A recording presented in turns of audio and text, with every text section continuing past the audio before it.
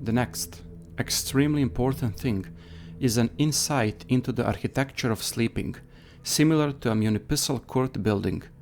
It has completely unimportant floors of bureaucracy where you can be stuck for years, offices, basements, completely different buildings that are all called the same and too often with the same addresses.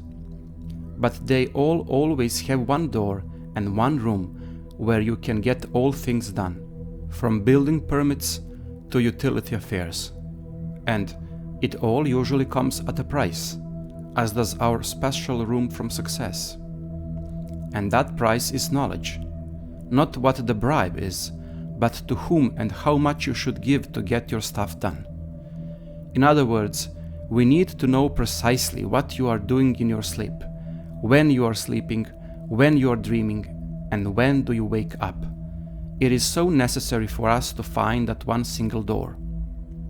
What is absolutely necessary is to understand that sleep does not have a homogeneous structure.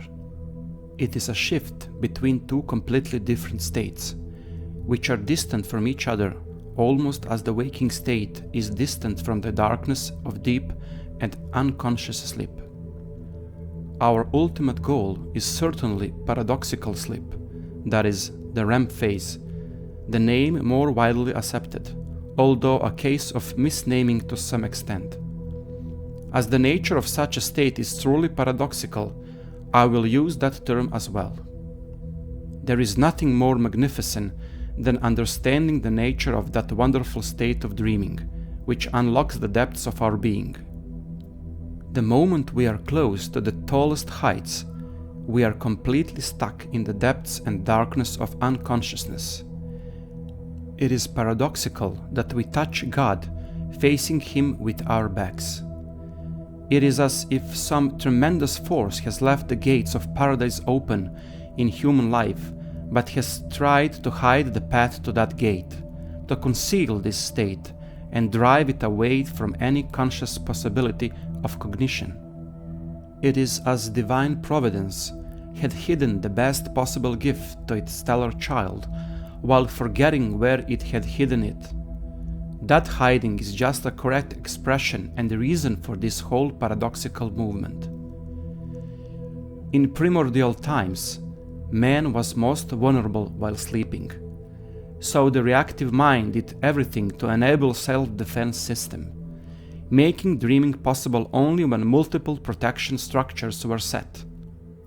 It took care of human sleeping consciousness for a long time, precisely because it wanted to make sure that the perfect place was found where the body would not be disturbed by predators, and only after some time acutate the process of dreaming together with another, the last system of self-defense, sleeping paralysis.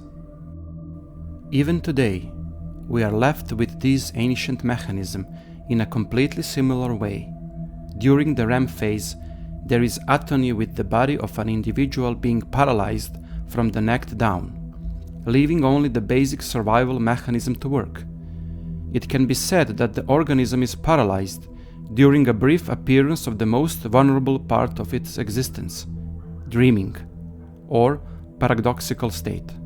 And just then, the being chooses to pretend to be something predators usually avoid, a still dead corpse, and fearing infection, they give up eating or attacking such a body. An old saying that instructs a man to pretend to be dead and lay low if he encounters a beast casts a whole and true meaning upon this story. And just when the reactive mind has become convinced that a safe place was found, out of the reach of predators, after switching the ultimate line of defense and deception in the form of paralysis of the body, it enters its actual state and ambience of the same mind, a paradoxical dream of eating if hungry and being taken care of if it has any need. It flows from one reality to another, and like in a dream of Chuan Chou, one really cannot say which is real and which is unreal, as long as the mind is found in a certain reality. It is really not aware of the illusion which it is in. except in one single case, when a lucid dream is being accomplished. It is an anomaly, a virus that attacks a reactive organism inherited for thousands of years. It is a shortcut that activates a new program inside a program that is of higher priority and over which the main program has no control or possibility of restriction. Its appearance is more magnificent precisely because it used the resources of the parent program. Together with the chief architect, it builds and helps build every corner of the prison for one reason only: to design a perfect escape plan. It has kept building that prison all its life, and all the lives of all the generation who have walked this earth, and it has left the escape plan for each of them in a straightforward way for every individual to use it. Yet that same architect, the reactive mind, also has its trump card. By perfecting prison, it has perfected another element of our being, and that is the ego, which, for all its complexity, cannot comprehend the simplicity of the escape plan that our being has left to ourselves. And we really cannot help but marvel at the fantastic extent to which a human being has complicated such a simple endeavor as lucid dreaming, from the wrong names of states, the wrong names of phenomena, the wrong methods, and the utterly wrong strategy. Not only that we can no longer decipher the only map and plan of escape from the prison that we have made ourselves, but we also found a way to become satisfied in that same prison and, after all, completely unwilling to leave it at all. These two opponents, each in their own fantastic way, the reactive mind as a shadow and the selfness in the dream, take an epic roles and each use the mechanism throughout which they act in every aspect of a lucid dream, for which there will be some room to present later. As we have already said quite clearly, our sleep consists on two different states, sleeping and dreaming, where dreaming is cushioned in periods of complete unconsciousness, which serves no purpose at first glance, and is referred to as the non-REM phase. The whole misfortune is that it is the reactive mind that takes up the first 90 minutes of the non-REM phase after we have fallen asleep. In fact, dreams do not start immediately, but only when this ancient mechanism has been really convinced that we will not be disturbed. And in those 90 minutes, while descending deeper and more confidently into the pits of unconsciousness, we are entirely left without any chance to take a part of ourselves into the world that we will build after those 90 minutes. Entering the dream, we enter it completely deprived of self, carrying with us only unconscious and basic needs and fears, neuroses and phantasmagorias. And just when the brain nests inside the dormant realm, it comes out of it and becomes unconscious again for 90 minutes, after which it enters the same mechanism of dream and comatose creativity just to be again obscured by the darkness of the previous non-REM phase and prevented from realizing it is dreaming during 50 minutes of paradoxical sleep. It is as if this game of light and shadow of the mind is an utterly offensive joke in which a child who is mocked does not even understand how mean and corrupt the game of their friends is. If we compare the change of these two states with the correlation of brain activity, we get the following plan of human dreaming. As can be seen on this picture, paradoxical sleep lasts only 90 minutes after the brain has fallen asleep. It is very short, after which a long phase of dreamless sleep occurs, non-REM phase, after which paradoxical sleep comes again, this time for a little longer. The closer our ultimate awakening after the usual 8 hours of sleep is, the longer and more paradoxical dreaming is. It is getting closer to the waking state, but the more we sleep, the more vivid dreams are, and the deception and lies of our sleep get more real. This is where we come to the ultimate essence of our endeavor, which is by no means the beginning of sleep or evening exercise session, but the complete opposite of that. In most cases, we wake up very close to the REM phase, or paradoxical sleep. Whether due to the alarm or a habit, we enter a conscious state in which our brain operates in the beta frequency, which we call the waking or normal state. This moment of awakening represents almost the only link when the waking state is on the very border with the neighboring paradoxical state, without an excessive boundary of unconsciousness or interruption of consciousness. Because both the waking and the paradoxical state have a completely similar mechanism and frequency of wakefulness with the paradoxical state, or dreaming, being more awake than wakefulness, so unconscious of the fact that it is awake, from which the notion paradoxical derives its meaning. This transition between dreaming and waking, which we call the process of waking, contains this brief, phenomenal element of the overlap of these two states, in which we are equally awake and equally asleep. We have mentioned with the extreme tendency that this is almost the only link, because there is another, a completely extraordinary circumstance where the waking state directly relies on a paradoxical sleep, and that is during an afternoon nap, on which we will take special care later.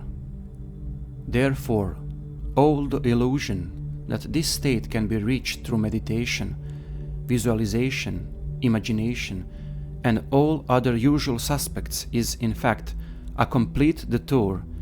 It is far from saying that we won't be able to reach the goal this way, but it is completely desperate to accustom your own lovely nature to a ridiculous clay uphill road when there is such a smooth and spacious meadow in front of it, which it has already been walking along so perfectly and with such ultimate pleasure.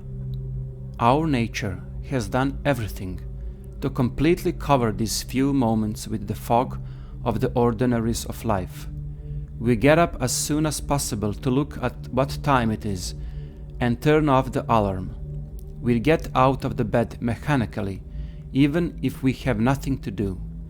We get out of the bed as soon as if it were the cause of all our doom or root of all our fears, or as if it were a trap from which we must wriggle out as soon as possible. We are further and further away from the most sublime state that the human brain can ever realize by each millimeter of the body movement and every second of time since the movement of awakening. This state is so contrary to all our habits, those that have contributed to us being where we are. It is on the brink of the abyss of insanity, as those few seconds of our lives which are uselessly thrown away are the spot in front of which lies the most precious miracle of the human existence. This state is not somewhere, but sometimes. The paradise to which we all aspire so much is a moment of time, not space. It is a moment that lasts only a few seconds after our awakening, which is all the difference between the adept in lucid dreaming and an utterly untrained mind. The difference between the two is not in the grades that last for years or decades, or in asana or dharana, which require us to go to the distant caves. All the difference is in those few seconds after we have woken up, especially once we have added a few more tricks to it. There really are not enough efforts to express all the significance of the first few seconds after waking up. It is the place of our pilgrimage. Everything we are going to do from now on is directed toward this holy place. It is extremely important to create a reflex of not moving and not opening our eyes during this time. This is a very tricky thing that will take some time, but there are certain things that make this process easier. What will consume all the available energy are two things. First, when to do, and the second, what to do. We define the first thing within the first few seconds of our awakening, which should happen naturally and spontaneously, not caused by any alarm. The only condition of this point is that we remain motionless with our eyes closed after waking up. The crucial is to make auto-suggestion before going to bed, telling ourselves that we shall wake up without moving and remain motionless after waking up. This affirmation has to be as short and effective as possible, something like, "I am awakening without moving," is quite appropriate for this whole thing. You shall never repeat an affirmation during the day, nor shall you think that such a repetition will increase your chances of success.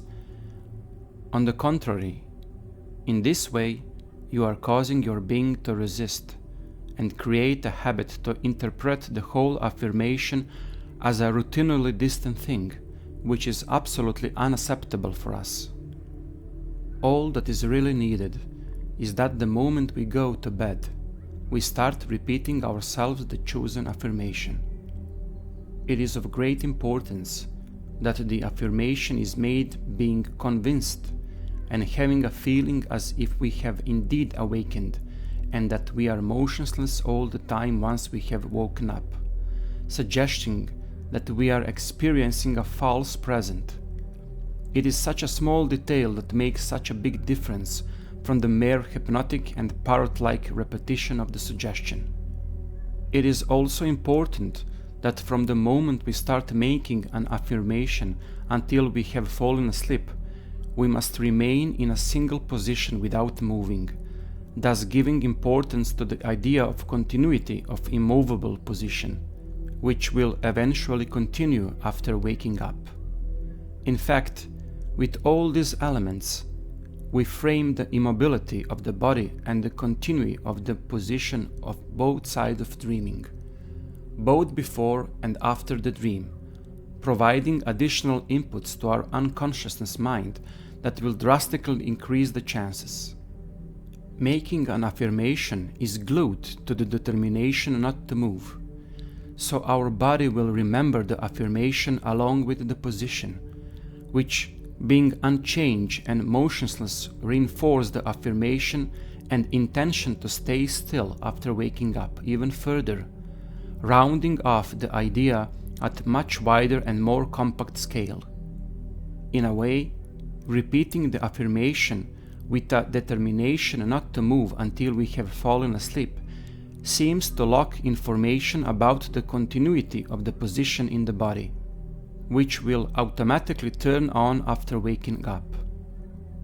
It is simply impossible to guess how many miracles there are in front of our noses if we manage to do such a simple thing. Such a small thing triggers a myriad of mechanisms that make it possible to experience something that sheds an entirely different light on everything we do in life. All the rituals, meditations, techniques, everything we perform in our art is really nothing compared to the realization of lucid consciousness that begins with such a nebulous instructions, such as the instruction to remain motionless with our lids shut after waking up. Another way we can effectively make an affirmation that will help it to be perceived in our unconscious mind in a much better way is by changing the pace of its utterance to the extreme. After a few minutes of repeating the affirmation at a normal pace, we will now speed up to the point that we can barely make it out. There should not be any pause between words. Also, sentences themselves must be leaning against each other without a full stop, that is, without any breaks. For example, I am awaking without movement, I am awaking without movement, I am awaking without movement. After a while, and it is only a matter of a few minutes, a specific state will be created, a feeling in which the frantic repetition of the sentence sculpted our mind in such a special way, as if a quick mumble filled the void with a specific sensation, subtle but relatively constant. Now stop repeating the affirmation and just keep nurturing that feeling. It is the imprint of the affirmation in our mind that resonates like an echo, and if you keep it in your mind, that same mind will now imprint the affirmation even more, even though you do not have to repeat a single word at all. Just a gentle and pleasant focus on that feeling that arises after a quick repetition of your affirmation's wording does the whole job. You can almost feel the tension in the area of the brain, almost burning from the rapid repetition of the affirmation. All it takes is to pamper that flame with your attention and spread it. You should simply repeat the affirmation in an advanced way. It is convenient to do the opposite thing too. After a few minutes of such a hasty way of repeating, we need to slow down so much that we repeat a single sentence like a slow motion, as slowly as possible. In doing so, we must retain the meaning of the sentence, which must not be lost by excessive deceleration. Just imagine that the record has broken down, and now the affirmation lasts for so long.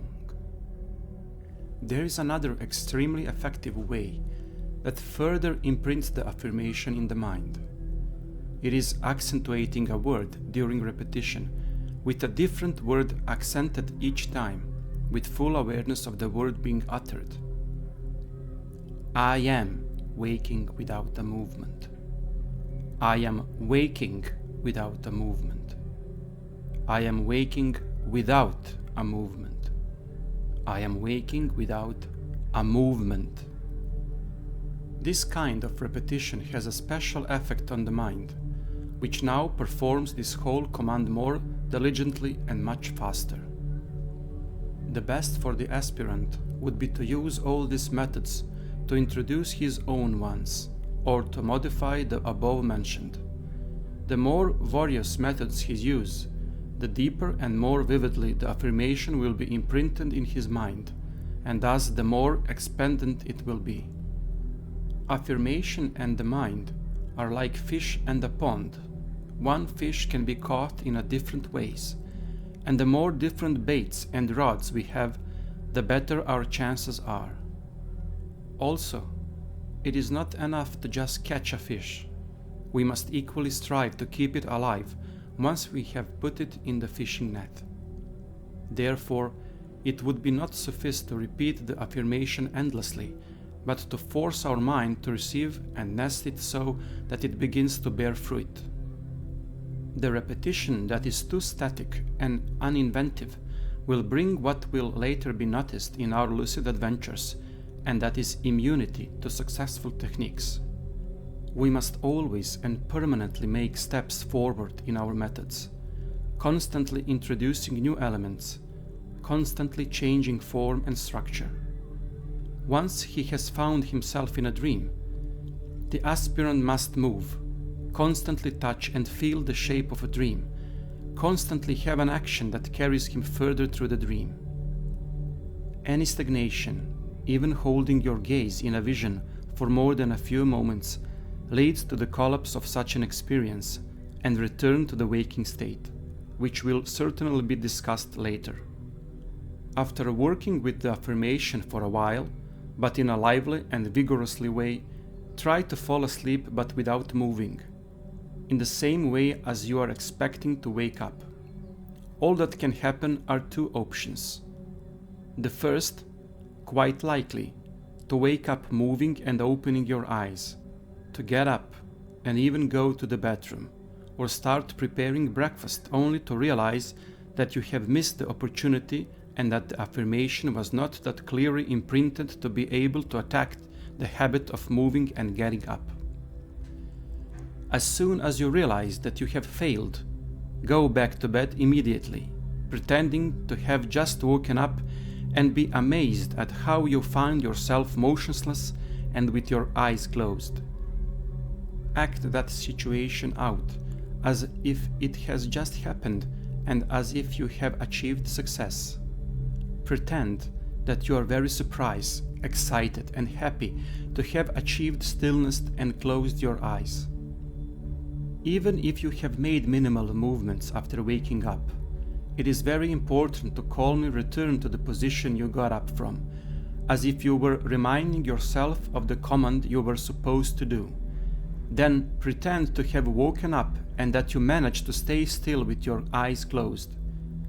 Something as if you were creating quite a new past, cutting all unfavorable future and pasting over the present you choose. After this, feel free to return to your daily routine. It is an equally valuable imprint as if you manage to remain still, which will manifest its mechanism in the coming days.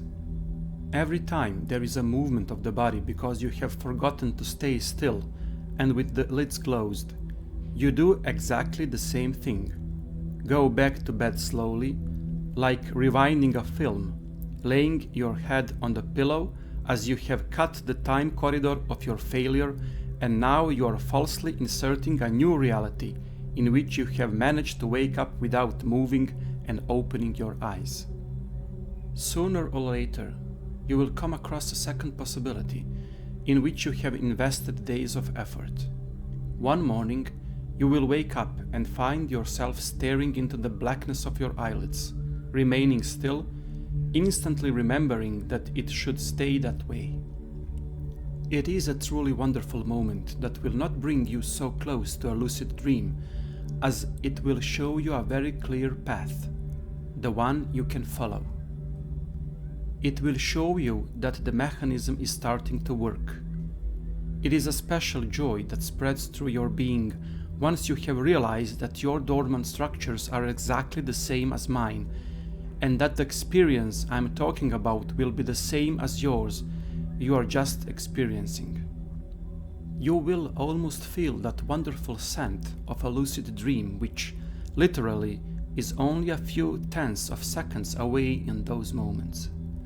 However, it is quite certain that at that moment you will be so euphoric about success, just as you will be next few times, that you will ultimately wake up due to such euphoria. Your euphoria and increased attention will do to your being the same as moving the body and opening the eyes. It will throw you out of a position when you would continue to move lucidly. Body movement is stagnation in a dream, and likewise. Movement in a dream implies complete bodily stagnation and stillness.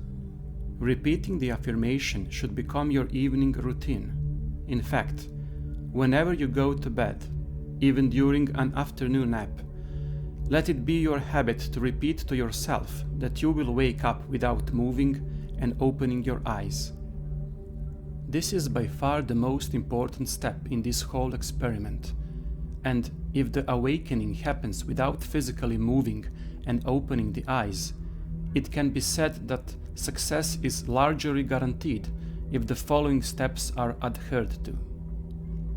As amazing and difficult as it may seem, complete success in this will come after no more than 2 to 3 weeks. In fact, the first success can come after 2 or 3 days even, but what we need is percentage of continued success, that is, at least 2 nights a week to be able to stay still after waking up. It is then that we set out to do the next thing that is bringing us closer to a lucid dream even more substantially. Once we have found ourselves awake and motionless, without opening our eyes, we can finally do the thing that introduces us to the world of lucidity, and that is one completely paradoxical thing. We will move. Namely, after we have woken up without moving, we will now just start moving, but in an extraordinary way. This movement will not be physical at all, but mental. For that occasion, I want you to try something right now. While reading, make a break leaning back in your chair, Close your eyes and calm down, like a stone statue. Now, I want you to start nodding your head back and forth, like a pendulum. Imagine that your head is tied to your body over your neck, making it one big pendulum. Move your head 5 centimeters forward and then move it in the same distance but backward. Make that rocking motion quite gently, like a clock pendulum. You make this movement subtly, so no means making pauses for forcibly stopping your head. Do it as if you were putting the mind to sleep in the cradle of your skull. After a couple of swings, now continue to swing your head but reduce the amplitude. Instead of 5 centimeters, you will now shorten it to just 1 centimeter. Repeat the head moves back and forth several times. In the end, the most important part is to follow.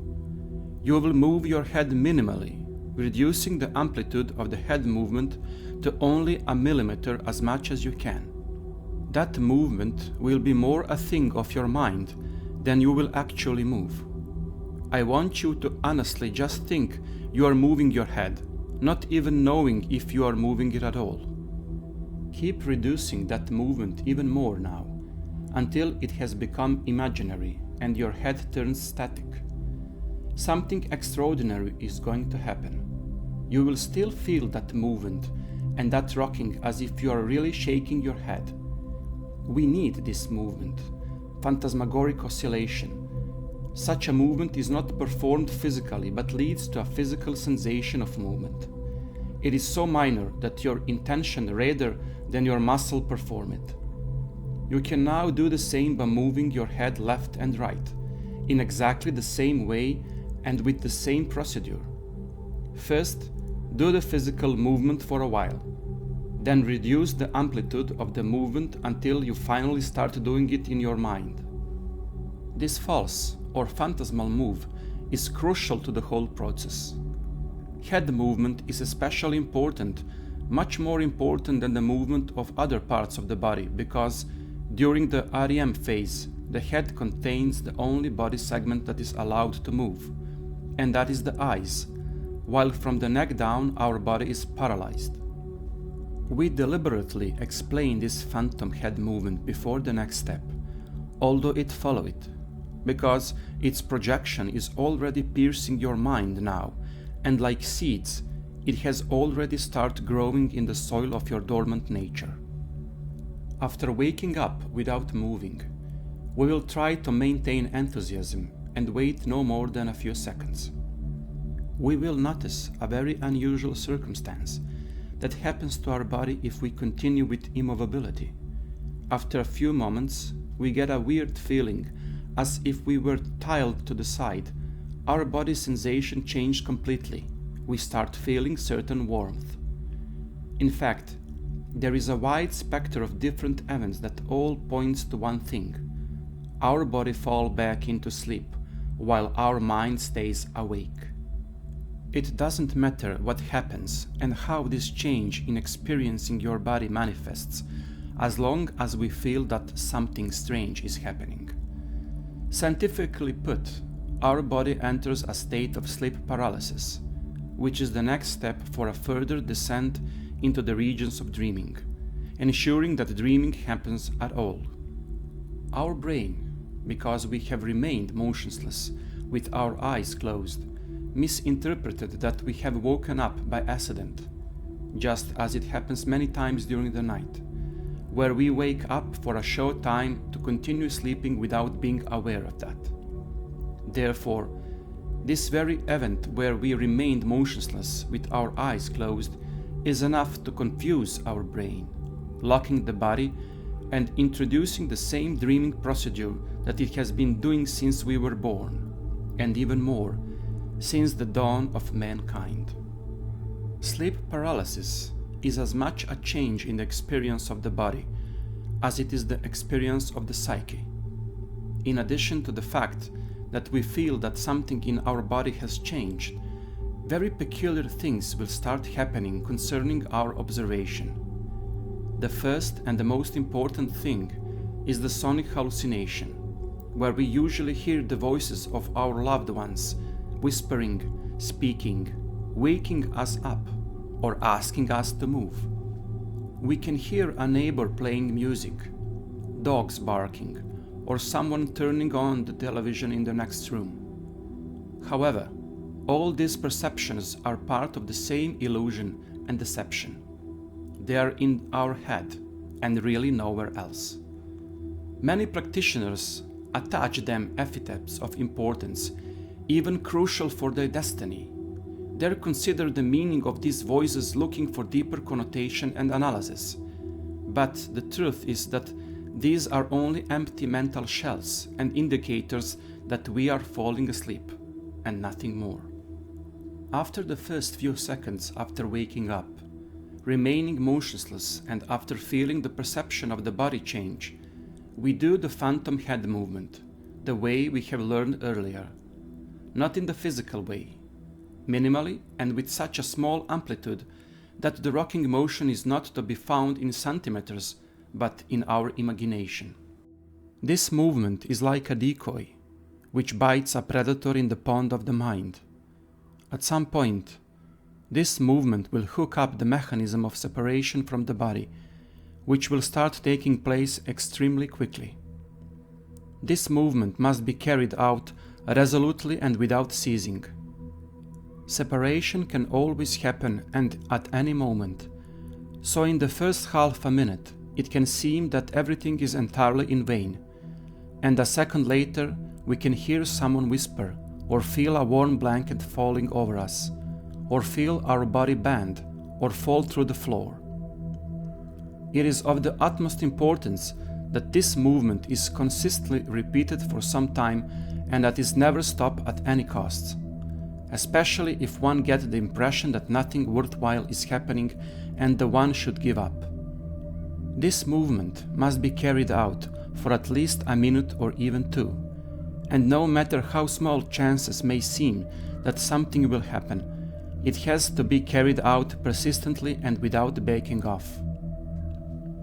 What happens next is one of the most interesting experiences the aspirant can have in his life until then.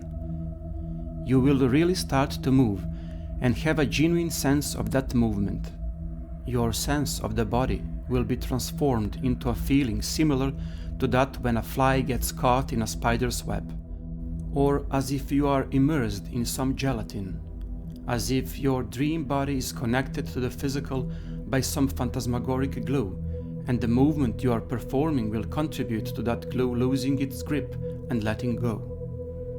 When this happens, keep shaking your head, now increasing the amplitude. No matter how much these instructions might seem strange now, at that moment, everything will be perfectly clear to you. By increasing the amplitude, you will reach a kind of a dead-end state. Now follows a crucial and final moment that brings the whole operation to a climax. Now you will be rolling out of your body in the last swing, falling next to your bed. This is one of the most beautiful experiences in our art. You will find yourself in the darkness of the floor of your room. Far from being able to see anything, you will have a clear tactile feeling that you are on the floor and that you are now feeling it with your hands. You will get in a part of a reality that is entirely unique. You will still be feeling your body in bed while still being on the floor, with all the sense of space and dimensions right from that place. You will be in the body, but now that body is by no means in bed, but on the floor, waiting for instructions on what to do next.